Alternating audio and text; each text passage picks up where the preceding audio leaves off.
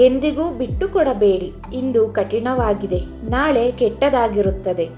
ಆದರೆ ನಾಳೆಯ ನಂತರದ ದಿನವೂ ಸೂರ್ಯಪ್ರಕಾಶನಾಗಿರುತ್ತದೆ. ಜಾಗತೀಕರಣದ ಹಾದಿಯಲ್ಲಿ ನಾವು ಮುಂದುವರಿಯಬೇಕು. ಜಾಗತೀಕರಣ ಒಳ್ಳೆಯದು. ವ್ಯಾಪಾರ ನಿಂತಾಗ ಯುದ್ಧ ಬರುತ್ತದೆ. ನಿಮ್ಮ ಪ್ರತಿಸ್ಪರ್ಧಿಯಿಂದ ನೀವು ಕಲಿಯಬೇಕು, ಆದರೆ ಎಂದಿಗೂ ನಕಲಿಸಬೇಡಿ. ನಕಲಿಸಿ ಮತ್ತು ನೀವು ಸಾಯುತ್ತೀರಿ.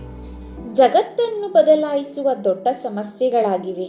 ನಾವು ಒಟ್ಟಿಗೆ ಕೆಲಸ ಮಾಡುತ್ತಿದ್ದರೆ ಅದು ನಮಗೆ ಒಬ್ಬರನ್ನೊಬ್ಬರು ಅರ್ಥ ಮಾಡಿಕೊಳ್ಳುತ್ತದೆ, ಪರಸ್ಪರ ಪ್ರಶಂಸಿಸುತ್ತದೆ, ಪರಸ್ಪರ ಸಹಾಯ ಮಾಡುತ್ತದೆ.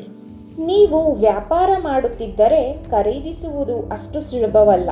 ನೀವು ಏನನ್ನಾದರೂ ರಚಿಸಬೇಕಾಗಿದೆ.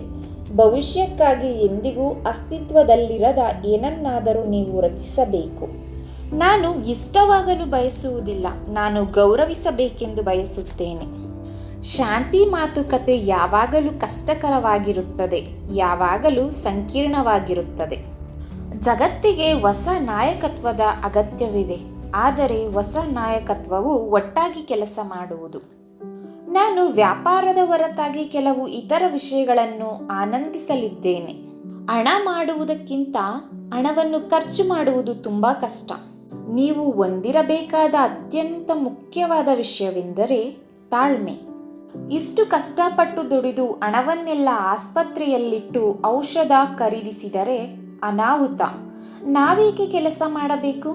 ಆದ್ದರಿಂದ ಈ ಭೂಮಿಯ ಆರೋಗ್ಯಕರ ಪರಿಸರವಿಲ್ಲದೆ ನೀವು ಎಷ್ಟೇ ಹಣ ಸಂಪಾದಿಸಿದರೂ, ನೀವು ಅಷ್ಟೇ ಅದ್ಭುತವಾಗಿದ್ದರೂ ನಿಮಗೆ ಕೆಟ್ಟ ದುರಂತವಿದೆ.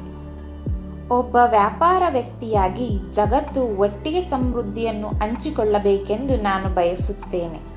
ಉದ್ಯಮಿಗಳಿಗೆ ಪ್ರಾರಂಭವು ಮಗುವಿನಂತಿದೆ ಮತ್ತು ನಾನು ಇಲ್ಲಿಯವರೆಗೆ 5 ಮಕ್ಕಳನ್ನು ಹೊಂದಿದ್ದೇನೆ. ಅನುಭವಿ ತಂದೆ.